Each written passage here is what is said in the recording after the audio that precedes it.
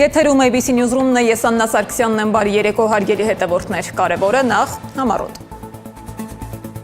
Քվեների սկանդալից հետո հարված Ծառուկյանի ընտանիքին փեսայի նկատմամբ կիրառվել է տնային կալանք և գրավ։ Սխալ թե համակարգային խաբեություն, հարյուրավոր ձայներ անհետանում են ու հայտնվում, ինչպես է գործել ընտրական մաթեմատիկան։ ՔՊ-ն չի ստացել սահմանադրությունը փոխելու մանդատ, ինչ չի կարող անել քաղաքացիական պայմանագիրը նոր խորհրդարանում։ Եվրոպա չհասած վարդեր, էժան փնջեր ու տուժած ջերմոցատերեր, ինչու է վարդերի փնջերի գինը տատանվում 500-ից 1000 դրամի սահմանում։ Աննախադեպ մոբիլիզացիա Անկարայում, Թուրքիան նախապատրաստվում է Հյուսիսատլանտյան դաշինքի գագաթնաժողովին, ինչ են քննարկում փակ դռների հետևում։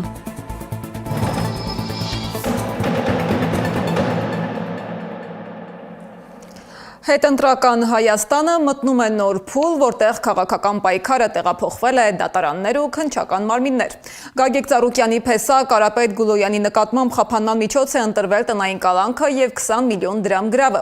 Մեղադրանքի հիմքում արգելանքի տակ գտնվող գույքը վնասելն է։ Հատկանշական է, որ այս պատմության մասին դեռևս նախընտրական քարոզարշավի ընթացքում հրապարակային հայտարարություն էր արել Նիկոլ Փաշինյանը։ Դիլիջանում կայացած հանդիպման ժամանակ նա հայտարարել էր, որ Գուլոյանի տունն արդեն պետական սեփականություն է, սակայն վերջինս Փաշինյանի ձևակերպմամբ գնացել ու տնից գողություն է արել, ինչի հետևանքով հարուցվել է նոր քրեական գործ։ Բայց քաղաքական հիմնական հակամարտությունը շարունակում է պտտվել ընտրության արդյունքների շուրջ։ Ընդդիմադիր ուժերը պնդում են, որ խոսքը ոչ թե առանձին տեխնիկական սխալների, այլ տասնյակ ընտրատեղամասերում արձանագրված լուրջ անհամապատասխանությունների մասին է։ Վերահաշվարկների ընթացքը նոր հարցեր է առաջացրել։ Ուժեղ Հայաստան դաշինքի ներկայացուցիչ Գոհար Մելոյանի ներկայացմամբ ավելի քան 3 տասնյակ ընտրատեղամասերի վերահաշվարկից հետո պարզվել է, որ ՔՊ-ի օգտին արձանագրված ձայների մի մասը չի համապատասխանում տեղամասային հանձնաժողովների արձանագրություններին։ Որոշ դեպքերում տարբերությունը հարյուրավոր ձայների մասին է։ Քվեների պատերազմ, սխալ թե համակարգային խաբեություն, Անի Աբաղյանն է ներկայացնում։ Ընտրատեղամասերի վերահաշվարկից ՔՊ-ն կորցնում է զգալի ձայներ, այսօր մամուլի ասուլիսի ժամանակ ասել է Գոհար Մելոյանը։ Ըստ իր ներկայացրած փաստերի, օրինակ 26 կոտորակ 7 ընտրատեղամասում քաղաքացիական պայմանագիրը 0 ձայն է ստացել, բայց կենտրոնական ընտրական հանձնաժողովը 717-ն է մուտքագրել։ 36 կոտորակ 32 ընտրատեղամասում 59 ձայն է ստացել ՔՊ-ն, իսկ ԿԸՀ-ն գրանցել 748-ը 689 ձայն ավելի։ Հարց հնչեց, ինչ է սա, տեխնիկական խնդիր։ Որ ասում եմ խախտումները բազմատեսակ են, իրապես բազմատեսակ են, այսինքն հանձնաժողովականների մակարդակով տեղամասային կենտրոնների վստահված անձանց մակարդակով այնպիսի խախտումներ են արել ծավալուն, որոնք իրապես էականորեն մարդու կամ մարտահայտության վրա ներազդեցություն է ունեցել։ Մինչդեռ ՔՊ-ական պատգամավոր Ալխազ Ղազարյանը պնդում է, վերահաշվարկի շնորհիվ իրենց ձայները ավելանում են։ Եթե ընդդիմության ձայների դեպքում 20-30 ձայն չի հաշվարկվում, մերը տեղելատեղամաս 20-30 ձայն, եթե ընտրատեղամասում մեր մոտ եղել է, ասենք 100-ից 150 ձայն, որ չի հաշվարկվել, ոչ թե չի հաշվարկվել, այլ տեխնիկական սխալ եղել, քանի որ ձեռքով են մուտքագրումներ անում, հնարավոր է տողերի խախտում։ Հանրապետությունում հունիսի 7-ին անցկացված խորհրդարանական ընտրության վերաբերյալ կենտրոնական ընտրական հանձնաժողովի հրապարակած նախնական արդյունքները չեն արտահայտում ընտրության իրական պատկերը, պնդում է Մելոյանը։ Ասուլիսին եկել էր ընտրախախտումների ապացույցներով։ Այստեղ տեսախցիկները ի դեպ մի շարք տեղամասային կենտրոններում տեսախցիկները կապարակնքել ենք ու նորից փոկել են որոշ տեղամասային կենտրոններում հրաժարվել են անգամ կապարակնքեն։ Հիմա քաղաքացիակ այս սևազգեստ տղամարդը քաղաքացիական պայմանագրի վստահված անձն է։ Խնդրեմ։ Անընդհատ տեսեք։ Գալիս է քաղաքացիները քվեարկում են, վերևից պարբերաբար ընտրողներին վերահսկում է եւ ուղղորդում է։ Օրինակ, սա նորմալ է։ Շատ դեպքեր, տեսեք, սա դեռ էս պատկերը բազմաթիվ միջամտությունների, կանխարգելումների արդյունք է, բայց զուգահեռաբար էլ բազմաթիվ դեպքեր, օրինակ տեսակ, հանձնաժողովականին վստահված անձին մեր քաղաքական ուժի, ով ակտիվ ու իրավագիտակից է, մի հատ նկատառում արել, որ խախտում կանխարգելի, դրսում ծեծել են հաջորդի։ Ըստ Մելոյանի տեղամասեր են եղել, գտնվել, որտեղ երրորդ համարի քվեաթերթիկ չի եղել կամ պատրած են դրել, խոչընդոտել են քաղաքացիների ընտրությանը։ Եղել են դեպքեր, երբ մարդիկ արդեն նախապես 16 համարի քվեաթերթիկը ծոցագրպանում մտել են տեղամաս։ Բայց քաղաքացիական պայմանագիր կուսակցության անդամ Ռուբեն Ռուբինյանը հանրային հեռուստաընկերության եթերում ասել է, ստում են ընդդիմադիր ուժերը։ Մենք ավելի շատ ձայն ենք դրա արդյունքում ստացել այդ ճշգրտման, քան իրենք։ Իսկ կեղծիքների մասին բազապես սուտ է դա։ Կենտրոնական ընտրական հանձնաժողովի տվյալների անճշտության մասին հայտարարել են նաև թե Գագիկ Ծառուկյանի գլխավորած ուժը, թե Ռոբերտ Քոչարյանի ղեկավարած ուժը։ Նրանք վերահաշվարկի դիմում են ներկայացրել Կենտրոնական ընտրական հանձնաժողով։ Իվետ Ատոնոյանը հրապարակել է ստորագրված կնիքված արձանագրություններ, որտեղ եւս ԿԸՀ-ի գրանցած ու հանձնաժողովի գրանցած տվյալները տարբեր են։ Օրինակ 27 կոտորակ 7 ընտրատեղամասում հանձնաժողովի արձանագրության համաձայն Բարգավաճ Հայաստան կուսակցությունը ստացել է 77 ձայն, բայց ԿԸՀ կայքում 1 ձայն է գրանցված։ 12 կոտորակ 20 ընտրատեղամասում էլ 26 ձայն է ստացել, իսկ ԿԸՀ-ն 1 ձայն է նշել։ Սրանք անհերքելի փաստեր են, յուրաքանչյուր ոք կարող է Կենտրոնական ընտրական հանձնաժողովի կայքում տեսնել այս անհամապատասխանությունները։ Փաստերն աշխատանքային ռեժիմով ներկայացվել են ԿԸՀ եւ տվյալները փոփոխման փուլում են։ Հայաստան կուսակցությունների դաշինքը Կենտրոնական ընտրական հանձնաժողովի վերահաշվարկի դիմելուց բացի դիմել է նաև սահմանադրական դատարան բողոքարկելու արդյունքները։ Մեր համար իհարկե ինչ-որ տեղ պետք է հասկանանք ընտրողների այդ ծավալը եւ կրկնակի քվեարկությունների հնարավորությունը դա ինչպես է տեղի ունեցել։ Ակնհայտ է այդ գաղտնի ցուցակներով, որը չի հրապարակվում, ստեղ մենք լուրջ եւ ծանրակշիռ մտահոգություններ ունենք, սա ոնց է տեղի ունեցել։ Բայց այս պահին, քանի որ փաթեթ է պատրաստում սահմանադրական դատարանի համար, ձեռնպահ կմնամ ավելի մանրամասների մեջ խորանալու։ Քաղաքացիական պայմանագիրը վստահ է։ Կենտրոնական ընտրական հանձնաժողովի վերահաշվարկից հետո ավելանալու են իրենց ձայները, բայց ընդդիմադիր երեք ուժերը փաստեր են ներկայացնում հակառակի մասին։ Քաղաքացիները նաև փողոցային պայքարով են հետաքրքրված։ Ընդդիմադիրները խոստանում են չհիասթափեցնել ընտրողներին։ Անի Աբաղյան, Տարոն Ղանդիլյան, Աշոտ Բարբարյան, ABC Media։ Մինչ կրկնակի հաշվարկի արդյունքում պակասում են ԿՊ-ի ձայներն ու ավելանում ընդդիմության քվեները, զուգահեռ արդարադատության նախարար Սրփոյի Գալյանը խոսում է սահմանադրության նոր տեքստը հրապարակելու մասին։ Թեպետ ԿՊ-ի քաղաքական գլխավոր նպատակներից մեկը ազգային ժողովում սահմանադրական մեծամասնություն ապահովելը այս փուլում չի իրականացել։ Նախնական արդյունքների համաձայն քաղաքացիական պայմանագիրը պահպանում է կառավարություն ձևավորելու հնարավորություն, սակայն չի ստանում այնպիսի մանդատային առավելություն, որը թույլ կտար առանց այլ ուժերի մասնակցության վերահսկել սահմանադրությանը եւ պետական առանցքային ինստիտուտներին վերաբերող որոշումները։ Ինչ չի կարող եւ ինչ կարող է անել ԿՊ-ն նոր խորհրդարանում, Սեդա Մակարյանի ռեպորտաժում։ Մեր պլանը այն է, որ մենք ունենանք մեր ցանկությունը այն է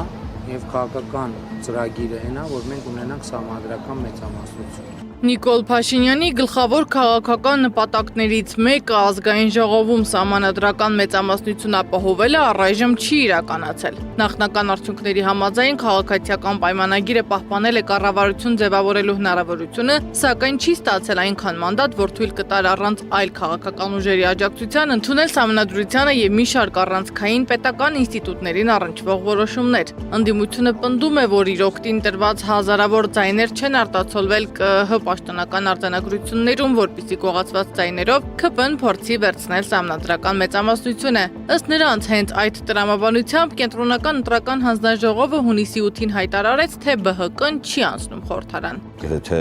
բոլոր ընդդիմադիր կուսակցությունները, որոնք մասնակցում էին ընտրության, բացառությամբ իհարկե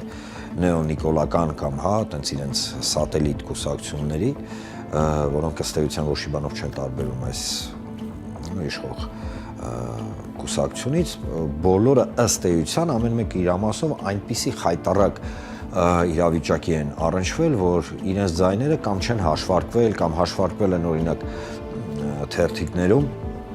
վերջնական, բայց ԿԸՀ-ում չեն արտացոլվել։ Իսկ ինչու է իշխանության համար այդքան կարևոր սահմանադրական մեծամասնությունը, երբ գործող արդյունքներով այդուամենայնիվ հնարավոր է ձևավորել կառավարություն։ Եթե վերահաշվարկի շնորհիվ վերականգնվեն ԲՀԿ-ի ձայներն, ապա իշխանությունը չի կարողանալու ազգային ժողովում ընդունել մի շարք կարևորագույն որոշումներ, օրինակ ազգային ժողովի կանոնակարգ, չի կարողանալու փոփոխություններ անել օրենսգրքում, չի կարողանալու անցկացնել հանրաքվե, նշանակել ԲԴԽ դատավորներ, գլխավոր դատախազ, մարդու իրավունքների պաշտպան, ԿԸՀ կազմ, կենտրոնական բանկի նախագահ, Սահմանադրական դատարանի նախագահ կամ դատավոր եւ վերջապես չի կարող ոչինչ փոխել Սահմանադրությունում։ Իշխանության ներկայացուցիչները հարցին, թե ինչպես են դուրս գալու ստեղծված իրավիճակից, հստակ պատասխան չեն տալիս։ Արդարադատության նախարարը միայն նշել է, թե ժողովուրդն իրավունք ունի հանրաքվե անցկացնել։ Իրականում 2/3 պահանջը այս պահին սահմանված է Սահմանադրությամբ, բայց հանրաքվեի իրավունքն էլ անմիջական իրավունք է, որը ժողովուրդը ունի։ Սա ուղղակի ասեմ, ու փակենք այսօրվա քննարկումը, մյուս հարցերը թողնելով ապագային։ Ընտրության վերջնական պատկերը կարող է որոշակիորեն փոխվել վերահաշվարկների արդյունքում եւ արդեն ակնհայտ է, որ նոր խորհրդարանում իշխանության դիրքերը նախկինի պես անսահմանափակ չեն լինելու։ Իրապես իշխանությունը բախվում է շատ մեծ բարդությունների, դժվարությունների հետ, որովհետև այսօրվա կտրվածքով, եթե մենք ելնում ենք նրանից, որ Բարգավաճ Հայաստան կուսակցությունը մտնում է խորհրդարան, թվան ունենալու է ընդամենը 60 ձայն։ 3/5 մեծամասնությունը պետք է առնվազն լինի 63 եւ եթե թվան չունի 63 ձայն, ինքը չի կարող որ փոփոխություն կատարեն սահմանադրական օրենքների մեջ, սահմանադրական են օրենքները, որոնք թվարկված են մեր սահմանադրության 103 հոդվածի, 103-րդ հոդվածի երկրորդ մասում։ Այսինքն կանոնակարգը, ազգային ժողովի, ընտրական օրենսգիրքը, դատական օրենսգիրքը, սահմանադրական դատարանի մասին օրենքը, հանրաքվեի օրենքը, կուսակցությունների մասին օրենքը, ՄԻՊ օրենքը, դրանք բոլորը կարող են ընդունվել կամ փոփոխվել 3/5 մեծամասնությամբ։ Այդ ձևավորվելիք ազգային ժողովում, եթե նախնական արդյունքները հաստատվեն եւ Բարգավաճ Հայաստանը նաեւ մտնի ազգային ժողով, ուրեմն ԿՊ չի կարողանալու առանց անդիմադիր ֆրակցիաների հետ համաձայնության հասնելու որևէ տար կամ ստորակետ փոխել։ Սահմանադրական մեծամասնության բացակայությունը քաղաքական համակարգում ստեղծում է նոր իրավիճակ։ Ամեն ինչին է, ամբողջ քաղաքականությանն է դեմ հայ ժողովուրդը։ Թամենը ընդդիմության այն ուժերը, որոնք մասնակցել են ընտրությունների, պետք է իրենց հստակ դիրքորոշումը հայտնեն, դա էլ ուշացնում են եւ շատ սխալ են անում։ Եվ հայտնի չէ, թե դեռ ինչ որոշում են ընդունել։ Նույն գնահատականն է հնչեցնում նաև Հայաստանի նախկին արտգործնախարար Վարդան Օսկանյանը։ Նրա կարծիքով ընտրողները իշխանությանը չեն տրամադրել այնպիսի քաղաքական լիազորություն, որը թույլ կտա միանձնյա կերպով առաջ տանել ամենազգայուն եւ հակասական նախաձեռնությունները։ Չունեն մանդատ հանրություն փոխելու, չունեն մանդատ հայ առաքելության իշխանության որևէ ոդություն, չունեն մանդատ Հայաստանի տարածքային ամբողջականությունը խախտելու։ Սա կարևոր հանգամանք է, եկեք ակցիաներենք եւ ես ոչ եմ անում բոլորին, որ մենք իսկապես դիմացրենք այն հետագա ոդությունները, որ իշխանությունները բարտավորվել են, խոստացել են, որ պետք է անեն, ուղղակի դա թույլ չտան։ Իսկ քաղաքագետի համոզմամբ քաղաքացիները քվեարկել են այնպես, որ երկրում պահպանվեն քաղաքական հակակշիռն ու զսպման մեխանիզմները։ Պետք է ֆիքսել այդ խորհրդարանի եւ այս ընտրությունների ոչ լեգիտիմ լինելը, դա պետք է ֆիքսեն այն ընդդիմադիր ուժերը, որոնք մասնակցել են ընտրություններին եւ անցել են խորհրդարան հատկապես դրան։ Հատկանշական է, որ վերահաշվարկը դեռ շարունակվում է, ընտրական վեճերը նույնպես։ Սակայն արդեն այսօր քաղաքական դաշտում նկատելի է մեկ կարևոր իրողություն, անկախ վերջնական թվերից առաջիկա խորհրդարանական կյանքը կարող է լինել ոչ թե մեկ ուժի անսահմանափակ գերակայության, այլ քաղաքական հակակշիռների եւ փոխադարձ զսպումների շրջան, որովհետեւ երբ խորհրդարանում չկա սահմանադրական մեծամասնություն, ամենակարևոր որոշումների ճանապարհը դառնում է ավելի երկար, ավելի բարդ եւ ավելի քաղաքական։ Սեդա Մակարյան, Սամվել Իսրայելյան, Աշոտ Բարբարյան, ABC Media։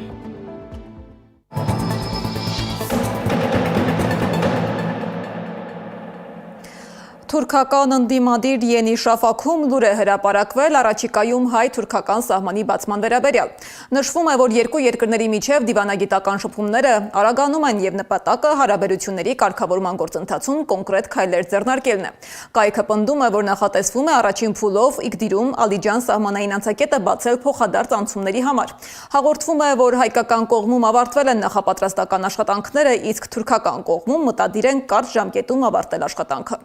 Այսպիսով կանխատեսվում է ամռանը, որ կմեկնարկեն ցամաքային փոխադարձանցումները եւ առևտուրը։ Ըստ կայքի սահմանային անցակետերի բացումը, ինչպես սպասվում է, կվերաձևավորի երկու երկրների միջև տրանսպորտային եւ առևտրային ցանցը։ Թուրքական աղբյուրի պնդմամբ ուղիղ առևտրի մեկնարկով կանխատեսվում է, որ լոգիստիկ ծախսերը կնվազեն, ապրանքներն ավելի արագ կհասնեն շուկա եւ առևտրաշրջանառության ծավալը կարճ ժամկետում կհասնի մինչեւ $1 միլիարդ։ Սակայն Հայաստանի ներսում տնտեսական իրականությունը ցույց է տալիս ավելի բարդ պատկեր։ Վերջին օրերին հավանաբար հանդիպել եք շատ գեղեցիկ, բայց ընդամենը 500-ից 1000 դրամանոց վարդի փնջերի, որոնք նախկինում կգնեիք օրինակ 3000-ից 7000 դրամի սահմանում։ Առաջին հայացքից այդ էժանացումը ստեղծել է ակտիվ առևտուր կրպակներում եւ մանր վաճառողների շրջանում, սակայն այս էժանացման հետևում խոշոր արտադրողները խոսում են բոլորովին այլ խնդիրների մասին՝ արտահանման սահմանափակումների, չբացված շուկաների եւ չծածկվող ծախսերի մասին։ Անահիտ Սարգսյանն է գնացել էժան վարդերի հետքերով։ Վարդերի գինը շեշտակի իջել է։ Սիթիում իրարանցում է, գնորդները շատ են, կրպակների տերերը գոհ են, ստորգետնյա անցումների ծաղկավաճառները նույնպես։ Շուկայից էժան են գնում, վաճառում, դե իսկ սպառողները առավել ևս։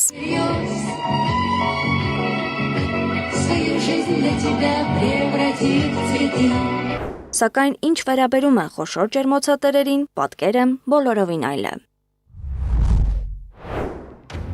Վարդերի գինը նվազել է իհարկե, մենակը ներքին շուկայում իրացնելով, դա բնականաբար եթե 10%-ն ենք իրացնում, 90% արտահանում ենք, բնական է 90%-ը հիմա խոտանվում են հարաբերս, իրացում գոյություն չունի։ Եղած իրացումն է ներքին շուկայում, այո, 30 դրամ, 50 դրամով իրացում է կատարվում, որը ոչինչ արժեքի, չգիտեմ, որ երբ հասնահավորվում դա։ Ռոսֆիլդը, որը շուրջ 5 հեկտար ջերմոցային տնտեսություն ունի, այժմ կանգնած է մեծ խնդրի առջև։ Արտաքին շուկայում պարզապես չկա իրացում, չնայած էկոնոմիկայի նախարարության այն հայտարարությանը, որ վարդերի խմբաքանակն արդեն Լատվիա է գնում։ Մինչդեռ Ռոստելխոզնադզորի սահմանափակումներից հետո դեռևս 2 շաբաթ առաջ էր էկոնոմիկայի նախարար Գևորգ Պապոյանը հայտարարել, որ շուտով կլուծվեն խնդիրները։ Չեմ բացառում, որ կան հայաստանյան որոշ ուժեր, որոնք փորձում են որոշակիորեն այնպեսի իրավիճակ ստեղծել, որ հայ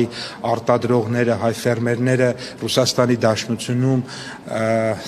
խնդիրների առաջ կանգնեն։ Մենք այդպիսի տեղեկատվություններ պարբերաբար ստանում ենք, բայց նաև զուգահեռ կարողանում ենք այդ խնդիրները լուծել։ Այս հայտարարությունից որոշ ժամանակ անց, հունիսի 4-ին, Հայաստանից 5500 վարդ է արտահանվել եվրոպական երկրներ, մասնավորապես Լատվիա։ Սակայն կարծես թե այս ամենից այնքան էլ չեն շահել մեծ արտադրողները։ Ընկերության տնօրենը նշում է, 5500-ը չնչին թիվ է։ Չեղել նման բան, այսինքն եղել է մի փոքր բականակ 10000 դրամ, որը մի ջերմոցի մի օրվա արտադրանքի 20%-ն է։ Պատկերացրեք, Հայաստանում կա մոտ 150 հեկտար ծաղկի ջերմոց, որից ասենք մի ջերմոցի արտադրանքի մի 20%-ը, մի օրվա արտադրանքի 20%-ը փորձում է արտահանել փորձնական նմուշ, որը էլ չի կատարվել, դա ուղղակի PR որպես օգտագործել են ու վերջացել է։ Ներքին շուկայում վարդերն իրացվում են 30-ից 50 դրամով, որն ինքնարժեքի շատ փոքր տոկոսն է կազմում։ Ստիպված թափում ենք ապրանքը, կարելի է տենց ասել, ոչ թե իրացնել, դա իրացում չի կոչվում։ Մենք ես ասեցի 10-15% ենք իրացնում այդ գներով, մնացածը թափվում է, ուղղակի խոտանվում է։ Ընկերության տնօրենը նշում է, ծանոթ տնտեսվարողներն էլ են նույն վիճակում։ Ապրանքը խոտանվում է, վնաս են կրում։ Ինչ վերաբերում է սուբսիդավորմանը, ապա արտադրողը բացատրում է, որ աջակցությունից կարող են օգտվել սահմանափակ թվով ընկերություններ, այն էլ նրանք, որոնք պարտադիր արտահանում են արել եվրոպական որևէ երկիր։ Արտահանումից հետո, եթե ներկայացնում ես, որ արտահանել ես եվրոպական որևէ երկիր, արտահանած ամեն ծաղիկի համար տրամադրում է կարծեմ մի 30 քանի դրամ, 37 դրամ սուբսիդիա։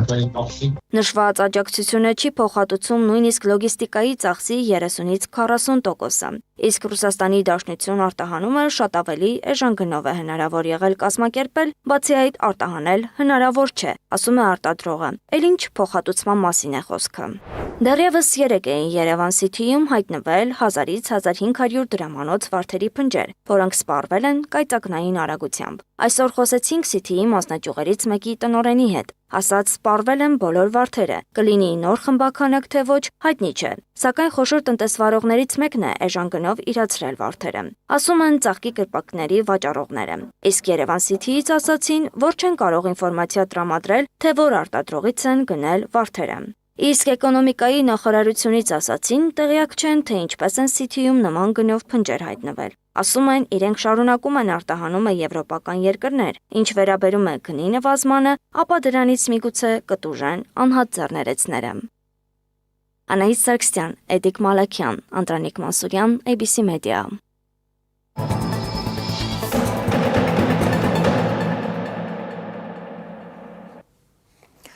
Թուրքիան նախապատրաստվում է հյուրընկալել ՆԱՏՕ անդամ երկրների ղեկավարների երկօրյա գագաթնաժողովը, որը կկայանա հուլիսի 7-ին և 8-ին Անկարայում։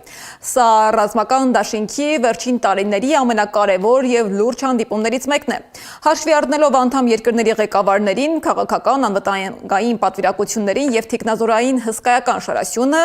Անկարա ժամանող հյուրերի ընդհանուր թիվը կհասնի 6000-ի։ Միջոցառման անվտանգային և կառուցվածքային կազմակերպումը դրված է Թուրքիայի պաշտպանության նախարարության, ներքին գործերի նախարարության և MIT հետախուզական ծառայության վրա, ՆԱՏՕ-ի կենտրոնակայանի հետ խիստ համակարգմամբ։ Անվտանգության աննախադեպ միջոցառումների շրջանակում Անկարայի նահանգապետարանը հայտարարել է, որ մայրաքաղաքի բոլոր պետական հաստատությունների աշխատակիցները հուլիսի 6-ից 12-ը կգտնվեն վարչական արձակուրդում։ Իսկ ինչ է կատարվելու այդ ընթացքում։ Ինչու է դաշինքը հավաքվում հենց Թուրքիայում, ինչ քաղաքական ու ռազմական շահեր է փորձում ստանալ Էրդողանը և ինչպես կարող են այդ որոշումների հետևանքները հասնել մինչև Հայաստան, Սեդա Գյուրեղյանն է պատմում։ Հուլիսի 7-ից 8-ը Թուրքիայի մայրաքաղաքում կհավաքվեն ՆԱՏՕ-ի անդամ երկրների ղեկավարները և 6000-ից ավելի ներկայացուցիչներ։ Գագաթնաժողովի օրակարգը ծանր է՝ ռուս-ուկրաինական պատերազմ, լարված իրավիճակ Մերձավոր Արևելքում, իսկ դաշինքի ներսում շարունակում են տարաձայնությունները պաշտպանական ծախսերի և անվտանգային մտահոգիչ խնդիրների շուրջ։ Կարևոր է այսպես ասենք, ոչ այնքան տեղն է, ինչքան այն թեմաները, որոնք քննարկվել են, որտեղ կա կարծիք, որ սա ինչ-որ առումով կարող է վճռորոշ լինել, այն առումով կմնա արդյոք Միացյալ Նահանգների ՆԱՏՕ-ում, դուրս կգա ՆԱՏՕ-ից, կամ կսկսի ՆԱՏՕ-ի ձևափոխում եւ այլն։ Իսկ սա ինչ-որ առումով շատ վճռական գագաթնաժողով է լինել։ Թուրքիայի նշանակությունն այս փուլում իր մաքսիմումին է հասնելու, հավելում է փորձագետը։ Պատահական չէ, որ դաշինքի կանգառն այս տարի հենց Անկարան է։ Թուրքիան ՆԱՏՕ-ի հարավային դարպասն է։ Սևծովից մինչև Մերձավոր Արևելք, Իրանի շուրջ զարգացումներից մինչև էներգետիկ ու տրանսպորտային միջանցքներ, Թուրքիան շարունակում է մնալ դաշինքի կարևոր գործընկերներից մեկը։ ՆԱՏՕ-ն փորձում է այսպեսով նաև Թուրքիային պահի իր արևմտյան ուղեծրում եւ այնպես չլինի, որ Թուրքիան փորձի նաև դուրս գա արևմտյան ուղեծրից, նաև այսպեսով փորձում է նաև Թուրքիային սահմանափակել, որովհետև ՆԱՏՕ-ն Ամերիկայի գլխավորությամբ նաև չի ցանկանում, որ իր կազմում ավտոնոմ այլ երկիր, ավտոնոմ եւ կոպիտ ասած ասենք ճակերտյալ ինքնագլուխ գործունեություններ ծավալի։ Սակայն գագաթնաժողովը միայն ՆԱՏՕ-ի օրակարգի մասին չէ։ Այն փաստացի հնարավորություն է Թուրքիայի համար առաջ մղելու սեփական առաջնահերթությունները, մասնավորապես Հարավային Կովկասում։ Հայաստանը պետք է գիտակցի, որ դեպի Եվրոպա գնացող ճանապարհն անցնում է Թուրքիայով եւ այս փուլում առնվազն պետք է չեզոքություն պահի արևմտյան հարևանի հետ հարաբերություններում։ Մեր մոտ կա այն մոլորությունը, որ մենք կարող ենք արևմուտքի հետ աշխատել շրջանցելով Թուրքիան։ Իսկ ինչ պիտի անի Հայաստանը։ Հայաստանը նաև պիտի այդ հարցում Թուրքիայի հետ համագործակցություն ունենա։ Դա ես դրա մեջ ինչ-որ դրական բան նաև տեսնում եմ մեր ազգային անվտանգության համար։ ՆԱՏՕ-ի անդամ Թուրքիան ավելի վերահսկելի է, ավելի կանխատեսելի է, քան ոչ ՆԱՏՕ կամ որևէ միջազգային կամ արևմտյան ռազմական բևեռի անդամ Թուրքիան։ Հայ վերլուծաբանները խոշորացույցի տակ պետք է պահեն Անկարայի գագաթնաժողովի յուրաքանչյուր ձևակերպում, ընդգծում է փորձագետը։ Սևծովի, Ռուսաստանի եւ տարանցիկ միջանցքների վերաբերյալ այնտեղ ամրագրվող ցանկացած կետ ուղիղ ազդեցություն է ունենալու Հայաստանի լոգիստիկ եւ սուվերեն պլանավորման վրա։ Հետևենք գագաթնաժողովում Թուրքիայի մտահոգություններին, որը ինչ մտահոգություններ է հայտնելու։ Քրդական հարցերը կան, իսրայելական էքսպանսիան Սիրիայում եւ առաջխաղացումը կա, Այդ բոլորի կողքին մենք պիտի նաև այնպես անենք, որ մենք չհամարվենք Թուրքիայի այդ խնդիրների ցուցակում, որը ինքը դրա շուրջ փորձելու է առևտուր անել ՆԱՏՕ-ի հետ եւ Միացյալ Նահանգների հետ։ Փորձագետների գնահատականները տարբեր են, սակայն նրանք համաձայն են մեկ հարցում։ Անկարայի ռազմաքաղաքական կշիռը ՆԱՏՕ-ում շարունակում է աճել։ Ուստի Հայաստանի համար կարևոր է ոչ միայն հետևել, թե ինչ որոշումներ կընդունվեն Անկարայում, այլ նաև հասկանալ, թե այդ որոշումներում ինչ տեղ է զբաղեցնելու մեր տարածաշրջանը։ Սեդա Կյուրեղյան, Մհեր Դավթյան, Աշոտ Բարբարյան, ABC Media։ Մինչ ՆԱՏՕ ղեկավարները քննարկելու են տարածաշրջանի փոփոխությունները, Իրանը զգուշացնում է ջախջախիչ եւ վճռական պատասխանի պատրաստակամության մասին։ Իրանի Իսլամական հեղափոխության պահապանների կորպուսը հայտարարել է, որ ի պատասխան երկրի հարավի վրա Միացյալ Նահանգների հարձակումների հարվածել է Բահրեյնում, Հորդանանում եւ Քուվեյթում գտնվող ամերիկյան ռազմաբազաների։ Կորպուսը հայտնել է, որ Բահրեյնում հարվածել է ԱՄՆ 5-րդ նավատորմին, իսկ Հորդանանում գտնվող ամերիկյան ավիաբազայի 4 կարևորագույն թիրախ է ոչնչացրել։ Այդ թվում F-35 կործանիչների անկարներ եւ հրամանատարական կենտրոններ։ Այդ ֆոնին անհասկանալի լարվել են Իսրայելի եւ Միացյալ Նահանգների հարաբերությունները։ Թրամփը նախազգուշացում է ուղարկել Իսրայելին։ Սև կատու է անցել Թրամփի ու Նեթանյահուի միջև։ Միացյալ Նահանգների նախագահը նախազգուշացումներ է ուղարկել Իսրայելի ղեկավարին։ Բիբի, դու պետք է զգույշ լինես, այլապես շատ շուտով կարող ես մնալ մենակ։ Վերջին ժամանակներում Միացյալ Նահանգների նախագահն առաջին անգամը չէ, որ զգուշացումներ է ուղարկում Նեթանյահուին, որին սակայն կարծես չի էլ հուզում այս ամենը։ Նեթանյահուն կառավարության նիստ է գումարելու ասել, որ Իսրայելը կարող է ստիպված լինել դիմակայել Իրանին առանց Միացյալ Նահանգների աջակցության, ընդունելով դրա հնարավոր հետևանքները։ Մենք չենք ցանկանում հասնել այդ կետին, բայց գիտենք, որ կարող ենք։ Նեթանյահուն այս ասելով ակնարկել է զենքի մատակարարումների դադարեցման եւ միջազգային մեկուսացման հնարավորության մասին։ Սա փաստացի առաջին անգամն է, երբ Իսրայելի ղեկավարությունը հրապարակային մակարդակում խոսում է Իրանի դեմ հնարավոր գործողությունների մասին, նույնիսկ առանց Վաշինգտոնի աջակցության։ Մինչև Նեթանյահուն խոսում էր քաղաքական պատրաստակամության մասին, բանակը հայտարարեց ռազմական պատրաստվածության մասին։ Կառավարության անդամների հետ հանդիպումից հետո Իսրայելի պաշտպանության բանակի գլխավոր շտաբի պետ գեներալ լեյտենանտ Էյալ Զամիրը նշեց. պատրաստ են վերսկսել Իրանի դեմ ռազմական գործողությունները։ Նրա խոսքով Իրանի պայմաններ թելադրելու եւ իրականությունը փոխելու փորձը կձախողվի։ Իսրայելին որևէ կերպ ձեռնտու չէ Միացյալ Նահանգների եւ Իրանի միջև գործարքը, իսրայելական կողմը միտումնավոր կերպով շատ հաճախ թույլ է տալիս գործողություններ, որոնք խոչընդոտ են առաջացնում Իրան Միացյալ Նահանգներ հարաբերությունների կարգավորման գործընթացում։ Թրամփ-Նեթանյահու հարաբերությունների ֆոնին Միացյալ Նահանգների ղեկավարը երեքշաբթի հայտարարեց, որ Իսրայելը եւ Իրանը առնվազն 1 շաբաթ փոխադարձ հարվածներ չեն հասցնի, որովհետեւ ըստ Թրամփի իրեն կստանան ստորագրված փաստաթուղթ, որն իրականում ավելի ուժեղ կլինի, քան ռմբակոծությունները։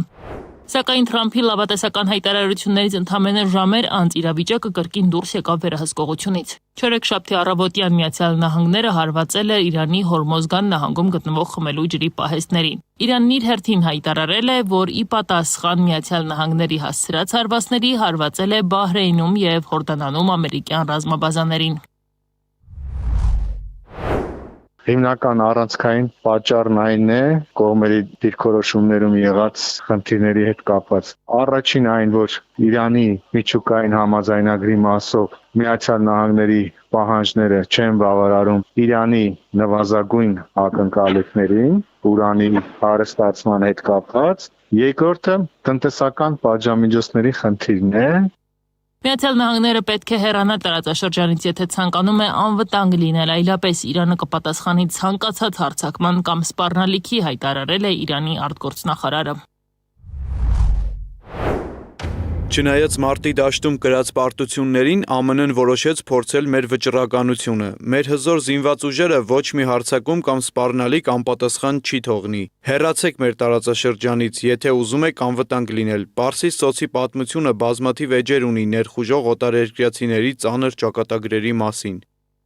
Այսպիսով, վերջին 24 ժամում Թրամփի եւ Նեթանյահուի հարաբերությունների լարվածությունը վերածվել է նոր ռազմական էսկալացիայի, իսկ մինչև Վաշինգտոնն ու Թեհրանը փոխադարձ սպառնալիքներ են հնչեցնում, Իրանի հարավում հազարավոր մարդիկ արդեն բախվել են հակամարտության առաջին հումանիտար հետևանքներին։ Միացյալ Նահանգների հարձակումներից վնասվել են ջրամատակարարման օբյեկտները, ինչի հետևանքով 20,000 մարդ մնացել է առանց խմելու ջրի։